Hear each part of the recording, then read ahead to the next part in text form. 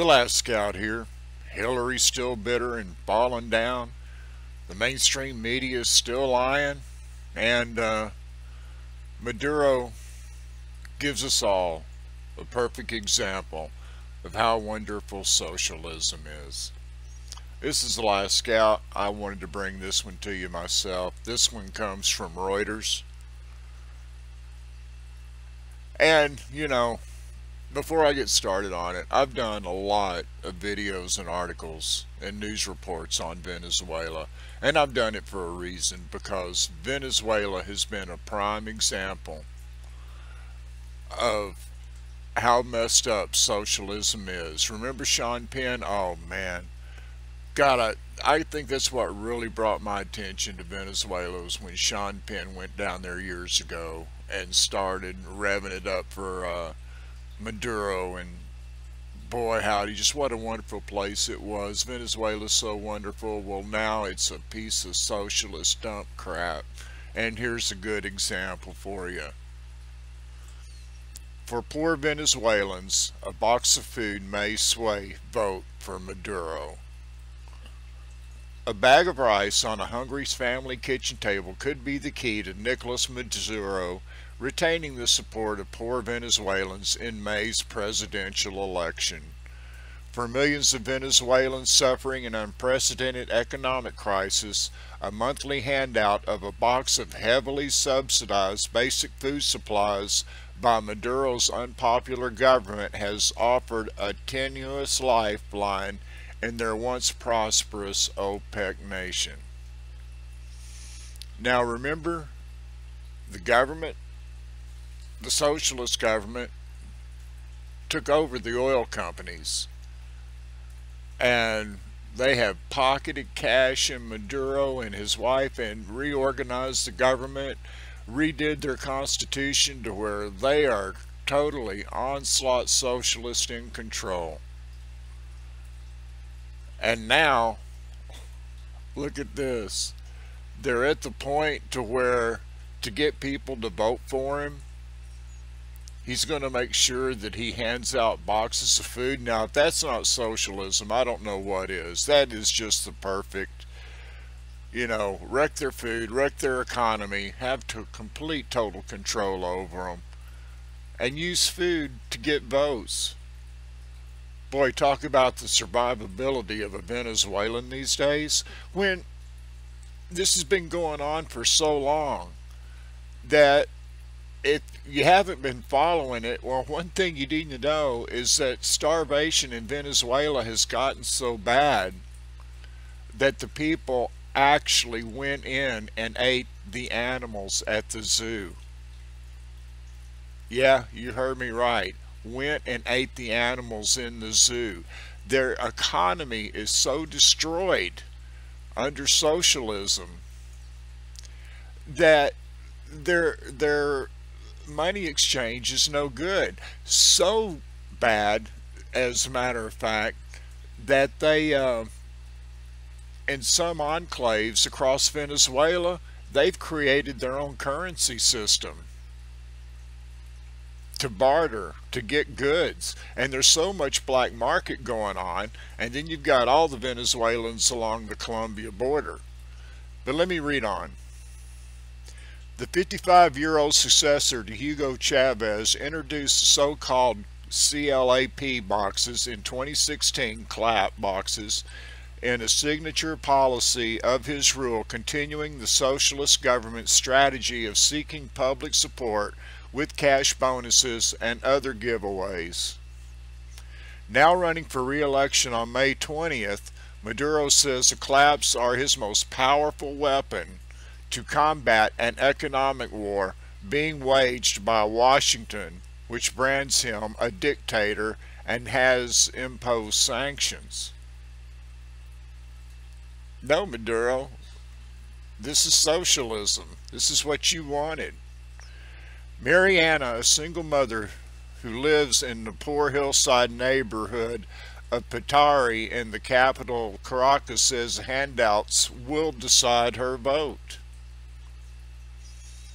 I and other women I know are going to vote for Maduro because he's promising to keep giving claps which at least helped fix some problems, said the 30-year-old cook, who asked not to give her surname for fear of losing the benefit.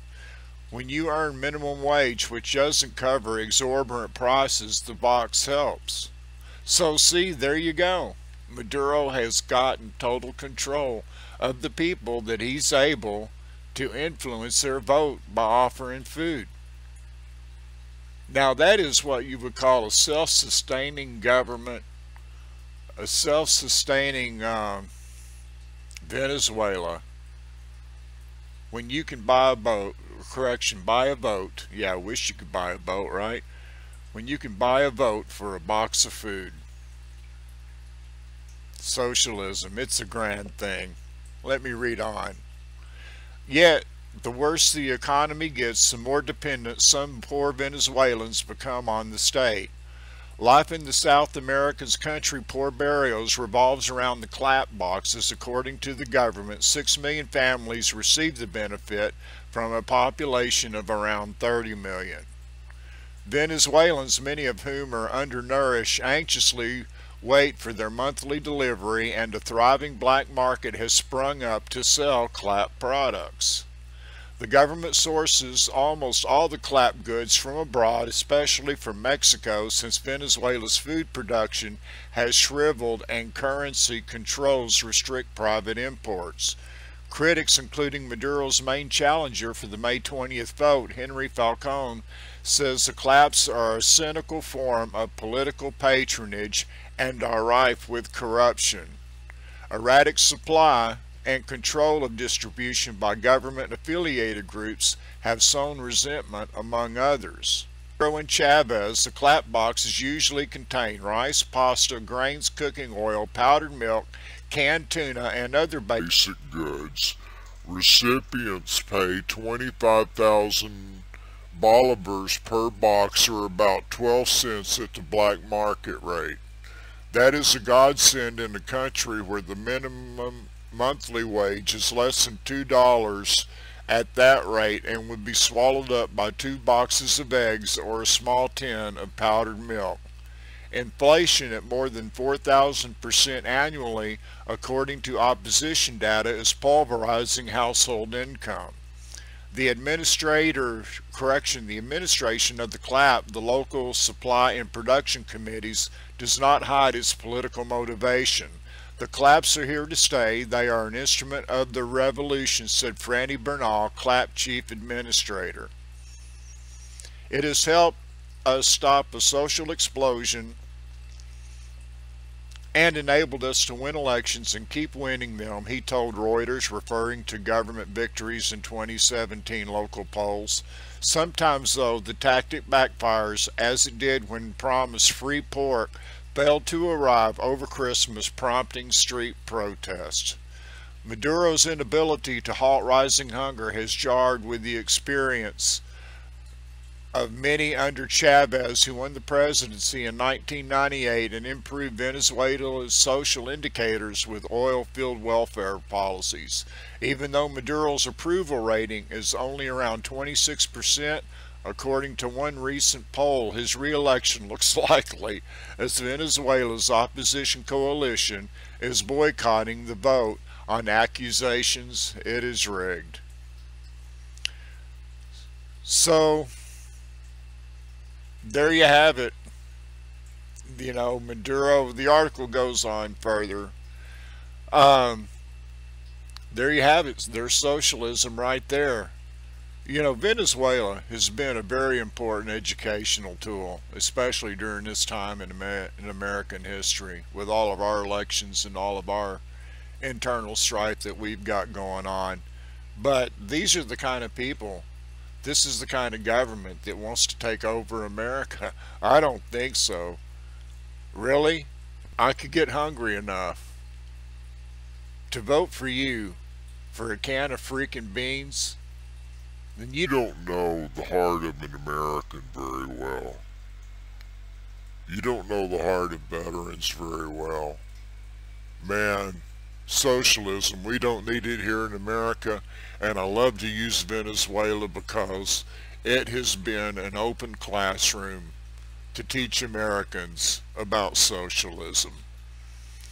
Anyway, that's all I have to say on the matter. This is the Last Scout. Take care, God bless, and I'm out.